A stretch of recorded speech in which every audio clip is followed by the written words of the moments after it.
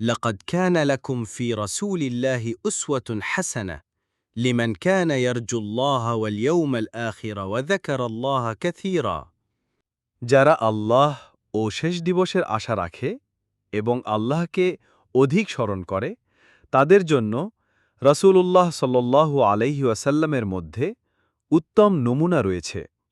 আর রাহিকুল মাখতুম ২৭ ইসলাম প্রাকযুগে আরবের ভৌগোলিক, সামাজিক, অর্থনৈতিক ও ধর্মীয় অবস্থান, আরবের ভৌগোলিক পরিচয় এবং বিভিন্ন জাতির অবস্থান, আল্লাহ প্রদত্ত বার্তা বিচ্ছুরিত আলোকরশ্মির বাস্তবায়ন ও রূপায়ণ যা রসূল সাল্লাল্লাহু আলাইহি ওয়াসাল্লাম মানবজাতির সম্মুখে উপস্থাপন করেছেন, তাদের নিকট পৌঁছে দিয়েছেন নিজের কথায় ও কাজে, যা আজ আমাদের নিকট সিরাতুন নবী বা রসূলের জীবনচরিত হিসেবে পরিচিত।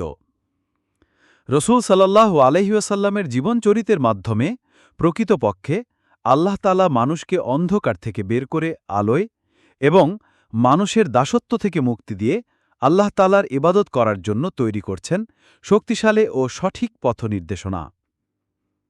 সর্বযুগের সর্বশ্রেষ্ঠ মানব মুহাম্মদ মোস্তাফা সাল্লাল্লাহু আলাইহি ওয়াসাল্লামের পবিত্র জীবনধারার পূর্ণাঙ্গ জীবনচরিত জানা ততক্ষণ পর্যন্ত সম্ভব নয় যতক্ষণ না তার উপর আল্লাহ তাআলার বাণী অবতীর্ণ হওয়ার পূর্বের ও পরের অবস্থা পূর্ণভাবে অবগত না হওয়া যাবে।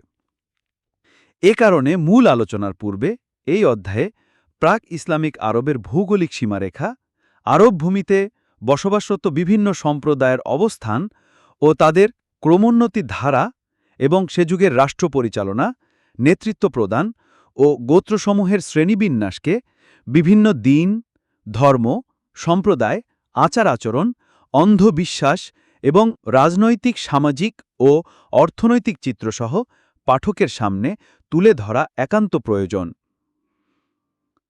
আরবের অবস্থান।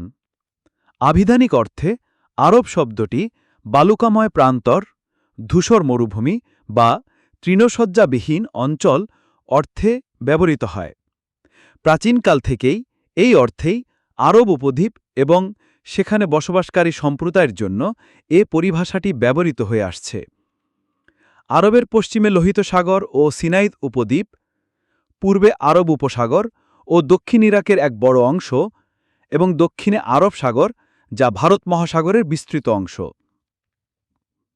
উল্লেখিত সীমান্তের কোনো কোনো ক্ষেত্রে কিছুটা মতবিরোধ রয়েছে। সমগ্র ভূভাগের আয়তন ১ লক্ষ থেকে ১৩ লক্ষ বর্গমাইল পর্যন্ত ধরা হয়।